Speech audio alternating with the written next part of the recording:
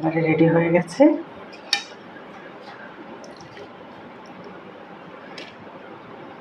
কাঁচকলার কোপ্তার ঝোল।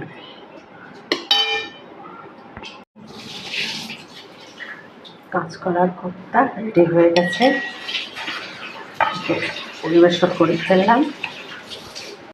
কাঁচকলা, আলু, গাজর সেদ্ধ হয়ে গেছে, তার খোসা ছাড়িয়ে রেখে দিলাম।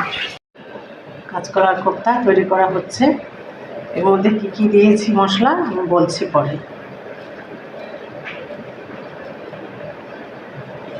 তার মধ্যে আমি ধনে গুঁড়ো, জিরে গুঁড়ো, পেঁয়াজ কুচি, লঙ্কা কুচি, আদা রসুন বাটা, লবণ, হলুদ, একটু গোলমরিচের গুঁড়ো দিয়ে ভালোভাবে মাখিয়ে নিয়ে গোল গোল করে গোল্লা পাকিয়ে নিয়েছি।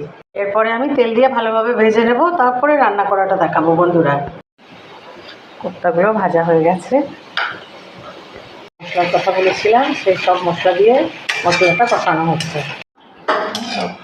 কাঁচকলার কোপ্তা রেডি হয়ে গেছে।